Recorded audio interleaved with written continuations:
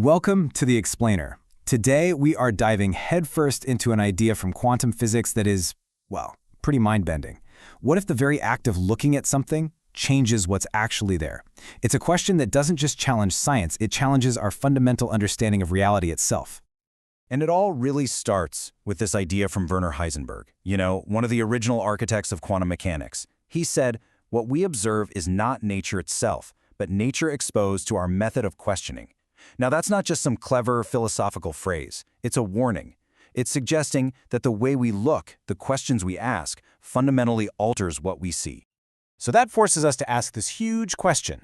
Are we actually seeing reality as it truly is, or are we just seeing a reflection of our own tools, our own questions, staring back at us? This one idea, man, it opens up a rabbit hole into the absolutely strange and wonderful world of quantum physics. To even get started on an answer, we have to appreciate just how bizarre the rules are down at the smallest scales of reality. The quantum world, it operates on a completely different logic that seems to defy all of our everyday common sense. A perfect example, and probably the most famous one, is Heisenberg's uncertainty principle. And let's be super clear about this. This has nothing to do with having bad or imperfect instruments. This is a fundamental law of the universe. It puts a hard, unpassable limit on what we can ever know about a particle at any given time. What this principle shows us is this kind of cosmic trade-off. The more you know about a particle's exact location, the less you can possibly know about its momentum, where it's going.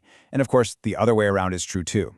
It's like a fundamental fuzziness is just baked right into the fabric of everything. Oh, but the weirdness does not stop there, not even close. Einstein famously, and kind of skeptically, called quantum entanglement spooky action at a distance, because it just seemed totally impossible. Basically, two particles can be linked so that measuring one instantly affects the other one, no matter how far apart they are. We're talking across the room or across the galaxy. It happens instantly. So, for decades, physicists were wrestling with two main ideas for how this could happen. The first was hidden variables, the idea that these particles carry some kind of secret instructions that we just can't see. The second was non-locality, that they're somehow sending messages to each other faster than the speed of light.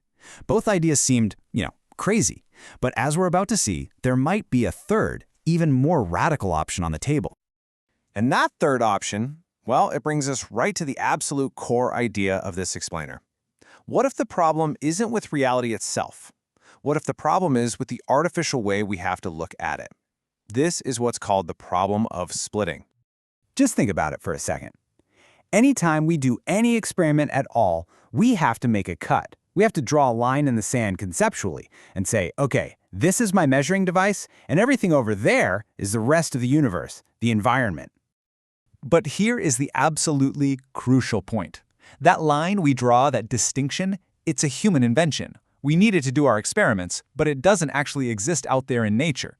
The argument is that reality is a single, seamless, interconnected whole. You can't actually split it into device and everything else. And this is the really mind-blowing part. The source we're looking at suggests that it's this very act of artificially splitting reality that creates all the quantum paradoxes we see. That spooky action isn't some weird property of the universe, but an illusion, an artifact of our own limited perspective. Okay, so to see how this actually works in practice, let's take a look at maybe the most famous experiment in all of physics, the double-slit test, because it shows that even our most foundational experiments are a lot fuzzier and a lot more limited than we usually think.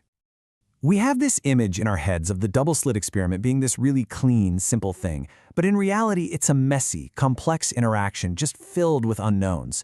I mean, the edges of the slits aren't perfect lines, they're blurry clouds of jiggling atoms. We have no idea how a photon actually interacts with them. We can't see the entanglement between the particle and the wall itself. All we ever really get to see is the final pattern on the detector screen at the end.